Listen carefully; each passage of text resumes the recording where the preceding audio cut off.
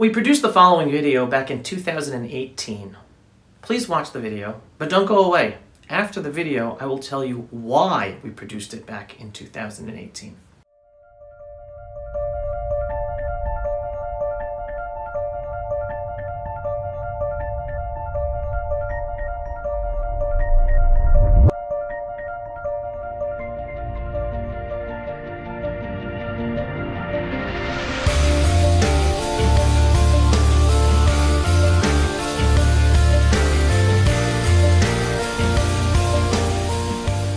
Rage and resolve, displays of force.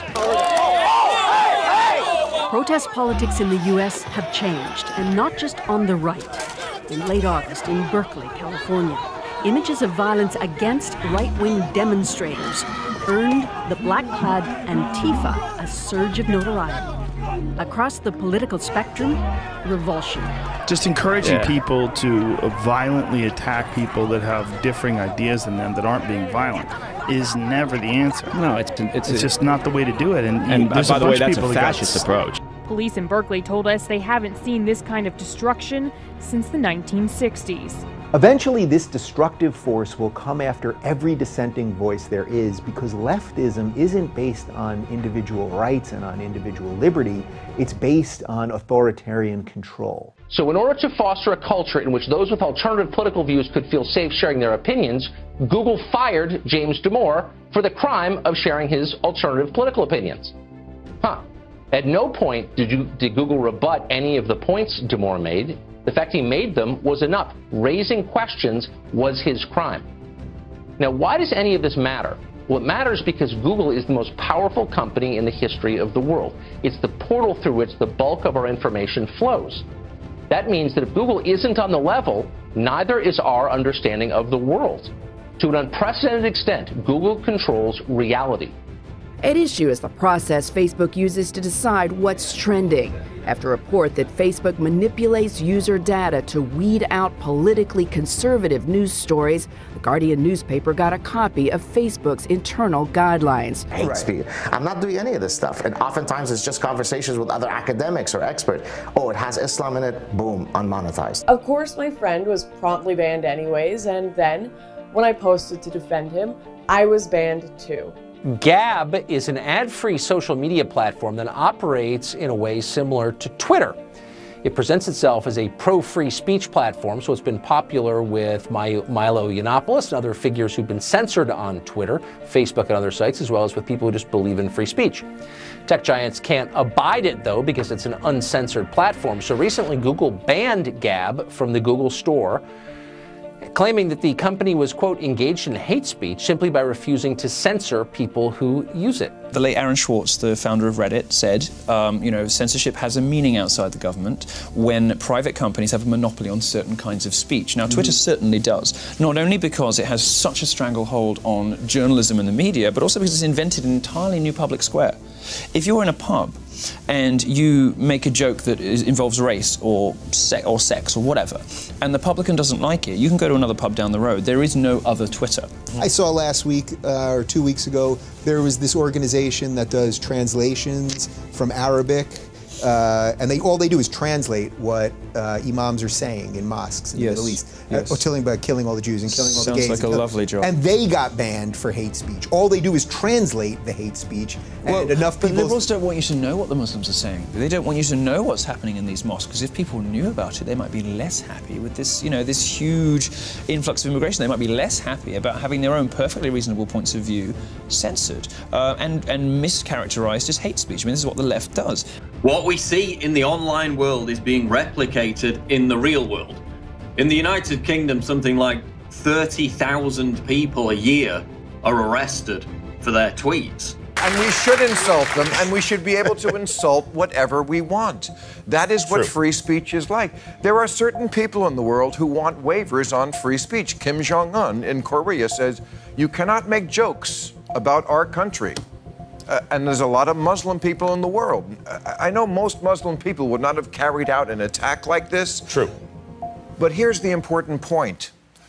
Hundreds of millions of them support an attack like this. They applaud an attack like this. What they say is, oh, we don't approve of violence, But you know what? When you make fun of the prophet, all bets are off. If ideas are strong, if ideas are right, you don't need to muzzle the opposition.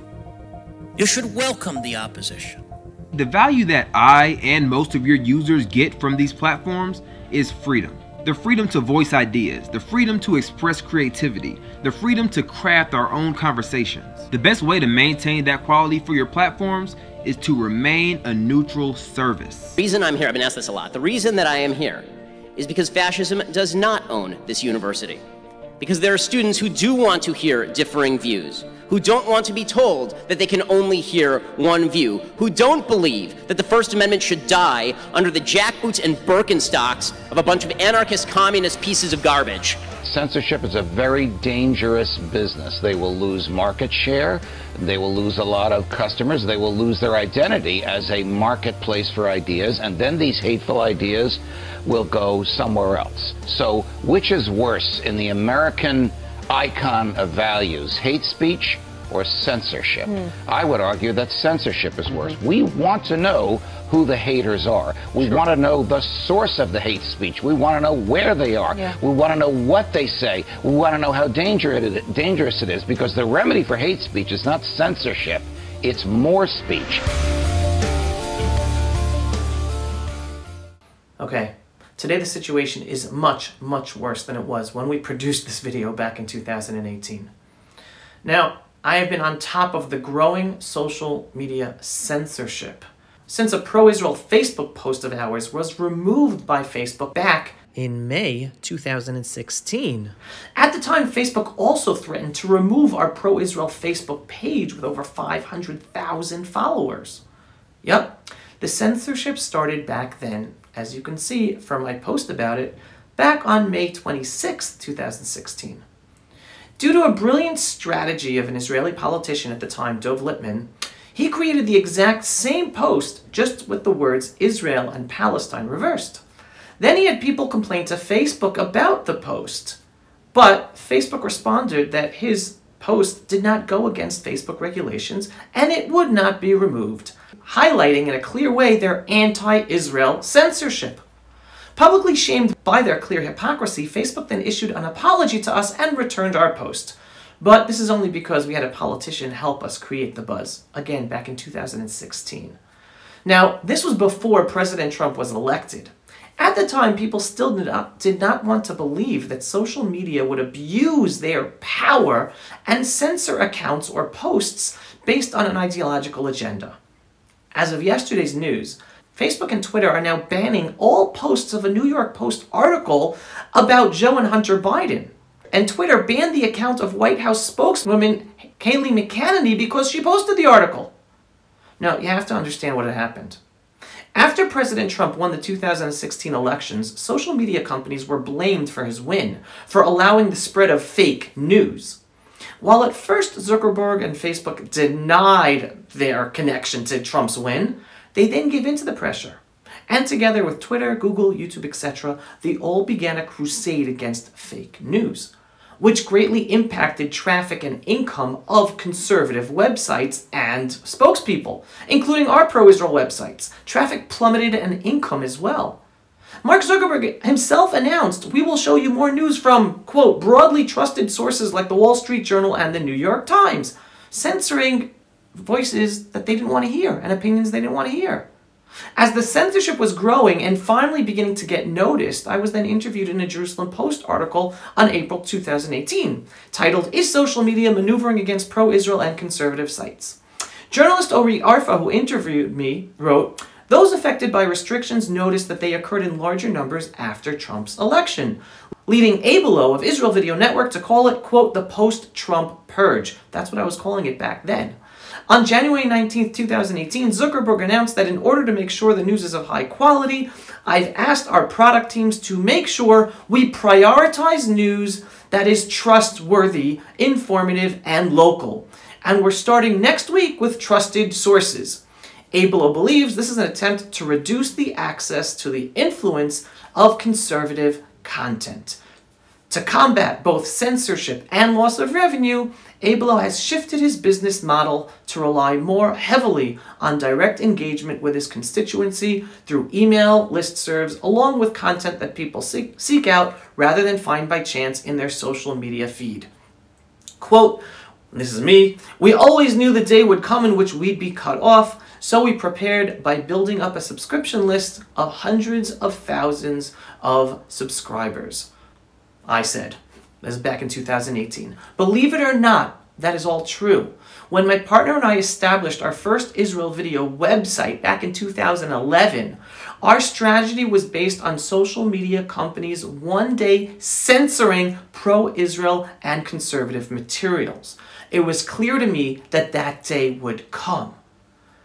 I wish I was wrong, but I wasn't. What can you do? Support the websites and voices and content providers that you rely on for information, because we are all fighting an uphill battle against the big tech companies day by day trying to minimize our presence and reach on the internet. We all need the support in any way you can, even if that is just by sharing our videos. Pulse of Israel, frontline videos from the Holy Land. Support our work by donating today.